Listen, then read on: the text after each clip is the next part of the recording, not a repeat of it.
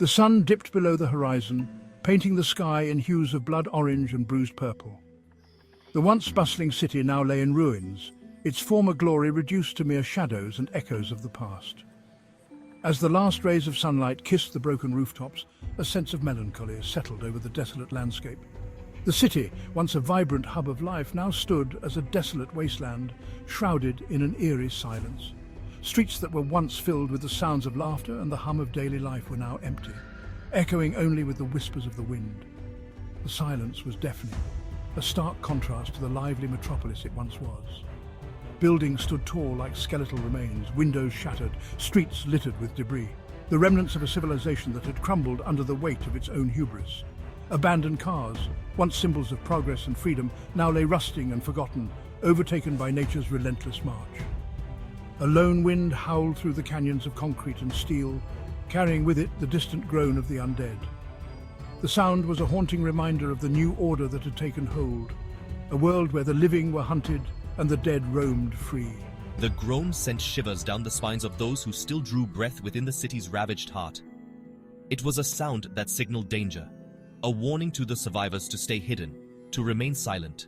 The groan sent shivers down the spines of those who still drew breath within the city's ravaged heart. It was a constant reminder of the horrors that lurked in every shadow behind every closed door. The city had become a labyrinth of fear, where every step could be your last. It was a constant reminder of the horrors that lurked in every shadow behind every closed door. The once familiar streets had become treacherous paths where danger awaited at every turn. The survivors moved with caution, their senses heightened, always on alert for the next threat. The city, once a symbol of human achievement, had become a hunting ground for the relentless hunger of the undead. Nature had begun to reclaim what was left, with vines creeping up the sides of buildings and trees sprouting through cracks in the pavement. The juxtaposition of nature's rebirth and the city's decay was a poignant reminder of the fragility of human existence.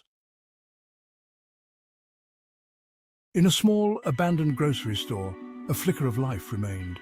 3 figures huddled around a flickering lantern, their faces etched with exhaustion and fear.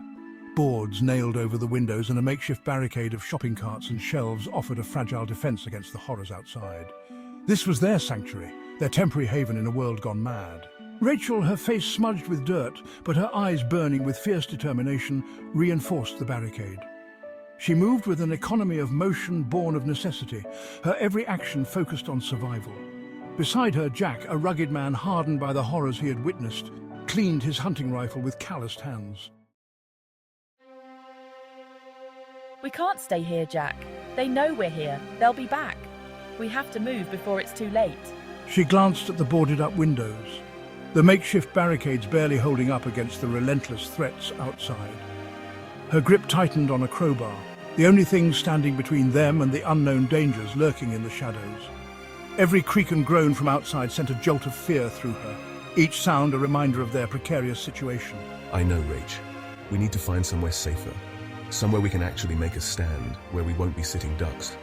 We need a place where we can defend ourselves, where we can build a future no matter how uncertain it may seem. His eyes fell on Lucy, the youngest of their group, who sat cradling her sleeping daughter, Emily. The weight of their situation was etched on her face. Lucy's face was a mask of anxiety, her eyes red-rimmed from unshed tears. She held Emily close, as if her embrace could shield her from the harsh reality outside. The stress was evident in every line of her face, the constant fear and worry taking its toll. She knew they couldn't stay here much longer. We need to get Emily out of here. This city, it's not safe for her. We need to find some place where she can have a chance, where she can grow up without fear. This city is a death trap.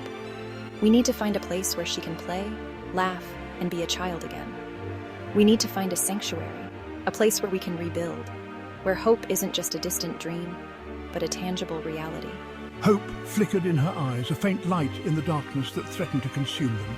It was a fragile thing, but it was all they had. In the twilight of their desperation, that small glimmer of hope was their guiding star, leading them through the shadows. The city's streets were dark and abandoned, shadows creeping over the empty urban landscape. But as long as they held on to that hope, they believed they could find their way to safety. The decision was made. They would make their move under the cover of darkness when the undead were at their most sluggish. It was a long shot, a desperate gamble, but it was their only chance. The alternative was to wait, trapped and outnumbered, until the inevitable end. They huddled together, poring over a tattered map, their faces illuminated by the dim lantern light. The map, salvaged from a forgotten bookstore, was their lifeline, their guide through the labyrinthine streets of the city. Section 5. Preparation for the unknown. The air crackled with tension as they gathered their meager supplies. Backpacks were filled with precious food, water, and ammunition. Each item was carefully chosen, every piece of gear meticulously packed. They knew that out there in the desolate wasteland, every single item could mean the difference between survival and death. The weight of their packs was a constant reminder of the burden they carried, not just physically, but emotionally as well. Weapons were checked and rechecked. The metallic clicks and clacks of firearms being loaded echoed through the room, a symphony of survival. Each person had their own method, their own ritual, ensuring that their weapons were in perfect working order. They couldn't afford any malfunctions, not when their lives depended on it. The tension was palpable, a silent understanding passing between them as they prepared for the unknown dangers that lay ahead. Every sound from outside sent a jolt of adrenaline through their veins. The world outside was a constant threat, filled with dangers both seen and unseen. The slightest noise could be a harbinger of doom, a signal that something or someone was approaching. Their senses were heightened, every nerve on edge, as they listened intently for any sign of danger. The fear was a constant companion, but it was also a motivator, driving them to be ever vigilant, ever ready. All right, everyone, we need to double-check everything. Can't afford any mistakes out there.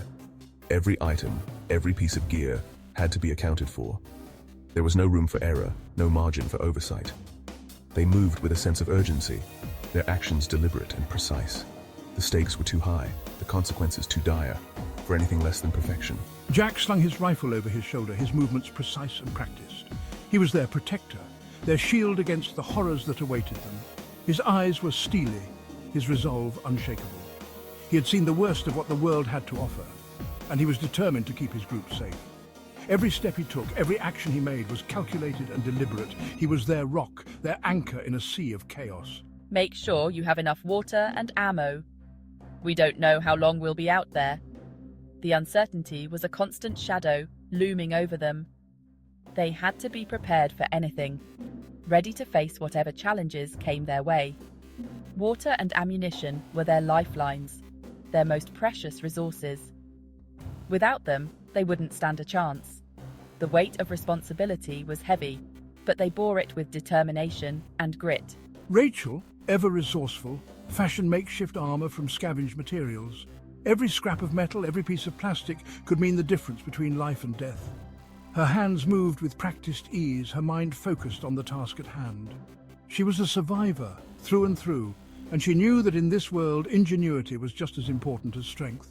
Her armor was a testament to her resilience, a symbol of her will to survive. Emily's all set. She doesn't understand, but she's safe with me. The innocence of the child was a stark contrast to the harsh reality of their world. She was a beacon of hope, a reminder of what they were fighting for. The woman held her protectively, her eyes filled with determination. She would do whatever it took to keep Emily safe, to ensure that she had a future, no matter how uncertain it might be. Lucy, her movements hesitant but determined, secured Emily in a makeshift carrier. The child, oblivious to the danger that surrounded her, slept soundly. Her innocence was a stark reminder of what they were fighting for, what they were willing to die for. Lucy's heart ached with the weight of responsibility, but she knew that she had to be strong. For Emily, for the group, for the future. She took a deep breath, steeling herself for the journey ahead, what they were willing to die for. The sight of the sleeping child was a poignant reminder of the stakes. In a world gone mad, she was a symbol of hope, of innocence, of a future worth fighting for. The group gathered their supplies, their resolve hardening with each passing moment. They were ready as they could be to face the unknown. Together they would fight, they would survive, and they would protect the future no matter the cost. Section 6. Into the Abyss. The moment of truth had arrived. Taking a deep breath, Jack pushed aside the barricade, creating a narrow opening. The night air, heavy with the stench of decay and the distant moans of the undead, rushed in. It was a smell that had become all too familiar, a constant reminder of the nightmare they were living. Stay close, everyone, and keep quiet. We move fast and stay together. One by one, they slipped through the opening, their hearts pounding in their chests. The night swallowed them whole, enveloping them in its darkness. The silence of the grocery store was shattered, replaced by the cacophony of the city. Section 7. A desperate fight for survival. They moved like shadows, their footsteps muffled by the debris-strewn streets. The city, once a symphony of light and sound, was now a graveyard of shattered dreams and broken lives. Every shadow held the potential for danger, every corner a potential ambush. The moans grew louder, closer. They were being hunted. Adrenaline surged through their veins, sharpening their senses, urging them forward. They sprinted through narrow alleyways, their backpacks heavy on their shoulders, the sounds of their pursuers echoing behind them. Section 8. A glimmer of hope in the darkness. Finally, after what felt like an eternity, they burst onto a wider street. The buildings here were more spread out, offering less cover for the undead. Ahead, bathed in the pale glow of the moon, lay a bridge, a potential escape route from the heart of the city. They didn't dare slow down. Not yet. The moans of the undead were ever present, a constant reminder of the danger that lurked behind them. But for the first time since their escape began, a glimmer of hope flickered in their hearts. They might actually make it. Section 9. The road ahead. The bridge stretched out before them, a steel and concrete artery leading away from the heart of the city. It was a perilous crossing, exposed and potentially swarming with the undead. But it was their only hope. They pressed on, their bodies nearing exhaustion, their spirits buoyed by the faintest glimmer of hope. The bridge beckoned, a symbol of both freedom and peril. Section 10. A flicker of hope, a promise of more. As they reached the halfway point of the bridge, they dared to look back. The city, a festering wound on the landscape, was receding into the distance. The moans of the undead were fainter now, swallowed by the night. They had made it, for now. But their journey was far from over. The road ahead was long and uncertain, filled with unknown dangers, yet they had each other. And for now, that was enough, to be continued.